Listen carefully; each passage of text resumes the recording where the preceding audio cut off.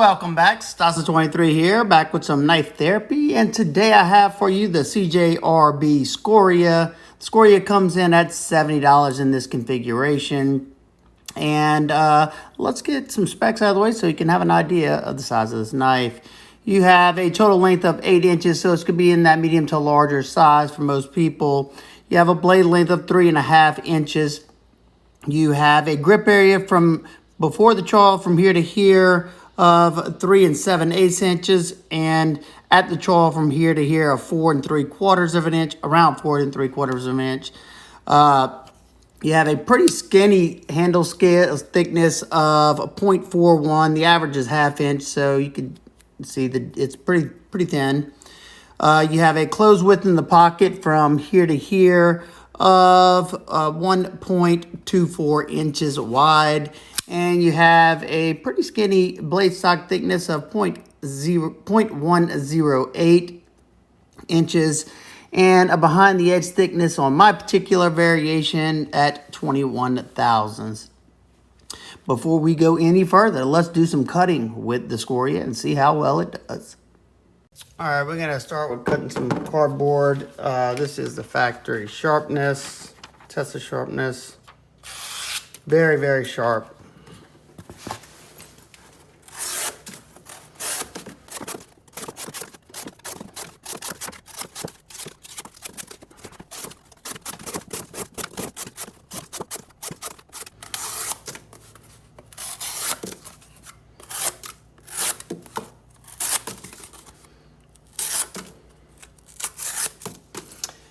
Wow, this thing performed excellent.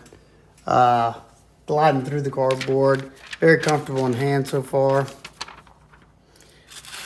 One thing I did notice though, when my finger wasn't in that choil, I got hung up a few times, but it's because I was trying to hurry probably. Still sharp. All right, now we're gonna cut up some of this 1/2 inch twisted sisal rope. Try to do at least 20.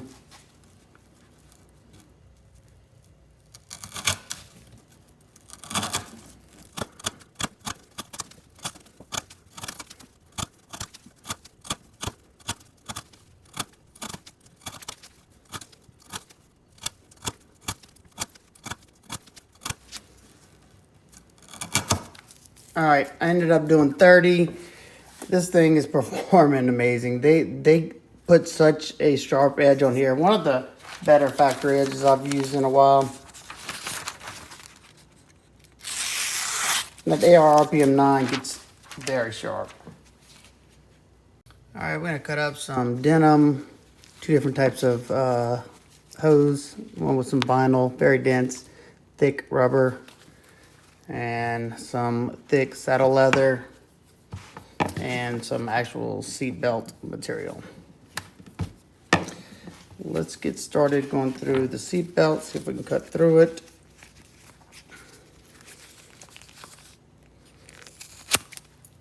Very easily.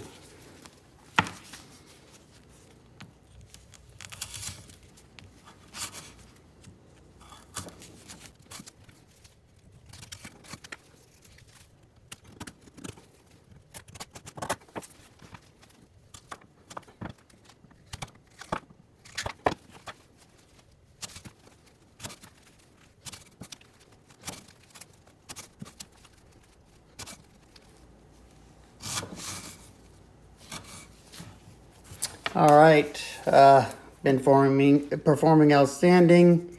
That the AR RPM9 I noticed can take a lot of bite to the edge.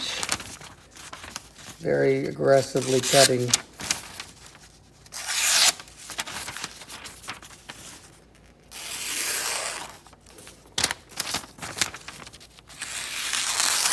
Let's try it up in the tip. Still sharp. All right, we're gonna test the ergos and see how well this edge is still biting on this pine 2x4. Start out with light shavings and start to put some pressure behind the cut.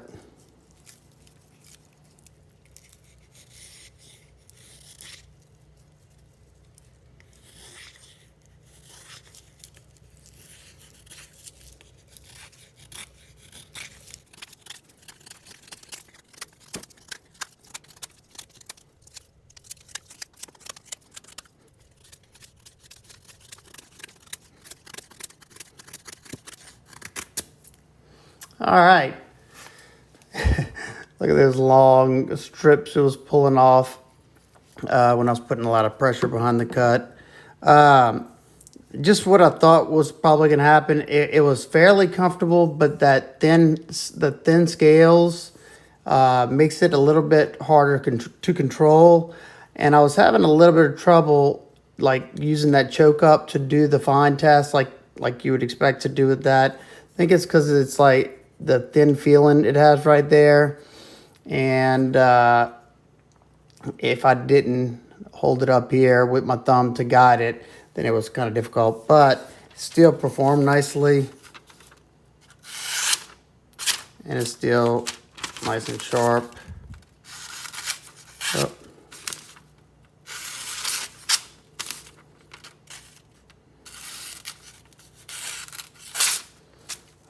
One might have a little hang up. Make sure there's nothing on the blade. Oh, it's just me.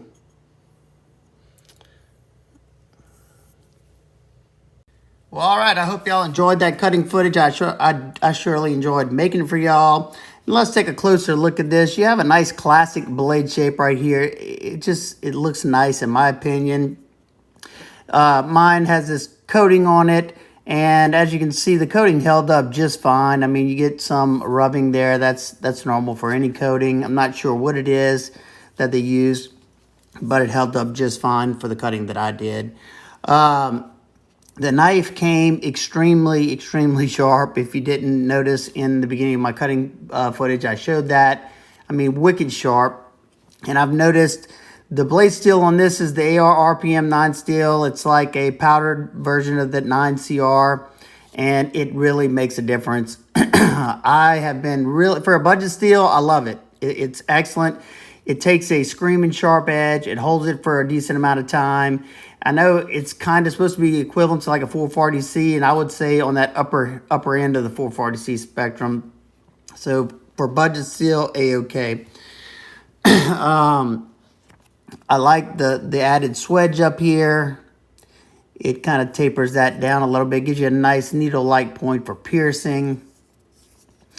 You have dual thumb studs on there that are gray. They're comfortable. They work just fine. You can flick it out. You can spotty flick it. You can do all the flicks.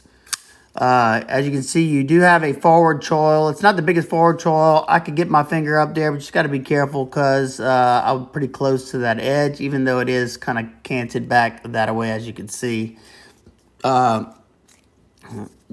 logos, you have CJRB here, blade steel, serial number, and China.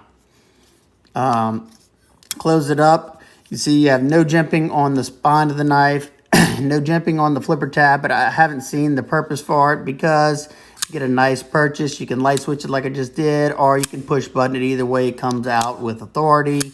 The detent is dialed nicely for both actions, and I don't see companies always achieving that. It is riding on ceramic ball bearings and a ceramic detent, so you have a very smooth action, and it has broken in the more and more I used it. Very nice action there. Let's close it up. You have completely contoured G10 scales that have also had the edges softened, kind of rounded over, so they're not sharp whatsoever. I don't know if you can see that there. You have smooth G10 scales. It's not polished, but it's a smooth texture on there. It feels nice. It looks nice. And that contouring just really aids in the ergonomics. You have a Torx T8 pivot with it looks like gray aluminum pivot collar going around both sides of that.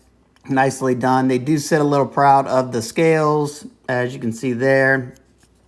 Your body hardware is Torx T8. And flip it over, you have a 3D milled titanium pocket clip that functions very nicely, and it has been blind screwed from the back side, so you don't see any of the hardware there. Let's see what it looks like in the pocket. It rides in the pocket nicely, goes in and out nicely. And let's see, you only have that much sticking out, and it doesn't you know, it doesn't look like anything, you know, crazy in there. You can grab a hold of the top right there, pull it out the pocket. Good retention, and it looks nice. You do have a lanyard hole for all the lanyard people out there. You have flow-through construction, two hourglass standoffs right there. Your access to the lock bar is nice because that liner, the stainless steel liner, sits proud of the show side scale, and it has a chamfer on there, so it's nice and comfortable, easy to disengage. As you can see, the liners have been nested inside the G10. That's just a nice touch as you see on, you know, more higher end budget knife and some higher end knives. You have lightning holes in there to reduce the weight. Speaking of weight, let's check that out real quick. 3.56 ounces. Excellent, excellent, excellent. It feels nice and lightweight in the hand. Your centering is dead on centered. Your lockup is going to be hard to show. Let's see. But the lockup is about 80%. It hasn't moved from there. It is rock solid, no up and down whatsoever. I can get some flex whenever I really push left to right, mainly because these scales are a little bit skinnier, and they have been like hollowed out on the inside for the stainless steel liners. Ergonomics, for the most part, you know, just general EDC task. With the fact of it was screaming sharp and it sliced well, I noticed that until I got to the wood shaving where you're putting a lot of downward force, it was super comfortable.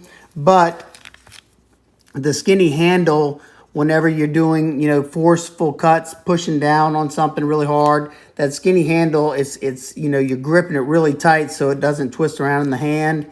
If I choked up a little bit and I have my finger on top like that, guiding the blade, it was a little bit easier. But just something to note, I would say it's more for those general tasks, you know, breaking down a few boxes, getting into some packages, some of the clamshell and stuff like that. All that, it'd be just fine.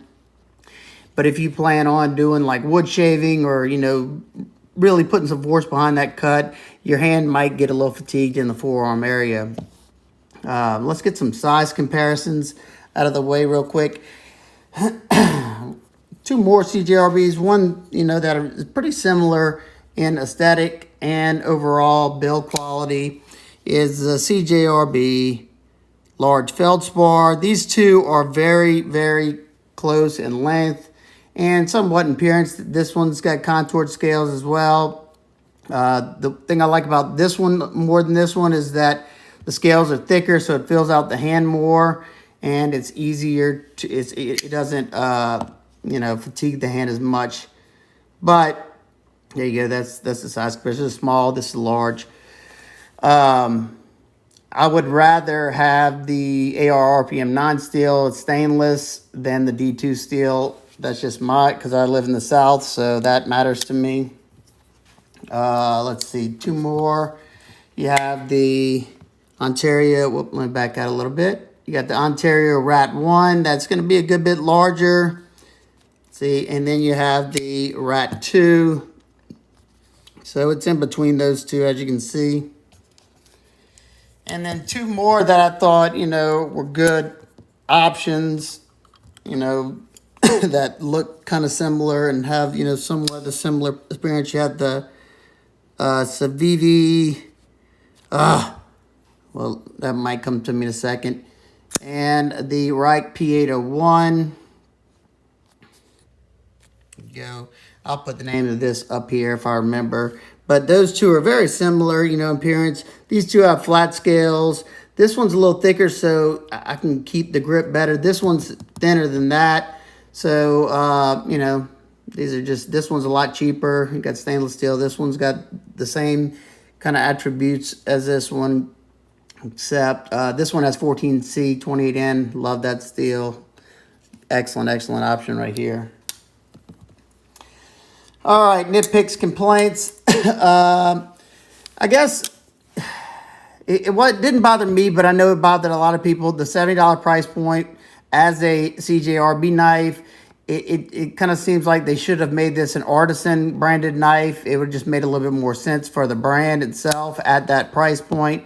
I mean, I kind of understand why it went there. You know, you have the AR PM9 steel, you have the contoured scales with the nested liners, and the fit and finish is a little bit dialed in, nice, a little bit nicer on this one. And I really, really enjoyed cutting with it. It's an excellent cutting tool. So you got to be the judge on that price. I think it would have been much more popular at the $60 price range, but that's just me.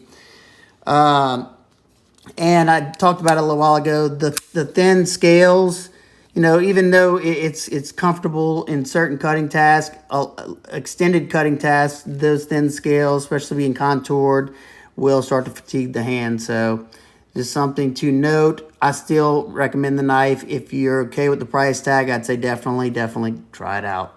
So there you go. If you have any questions, comments, concerns, please leave them down below. I hope everybody's having an absolutely wonderful day. I will see y'all on the next one. Peace.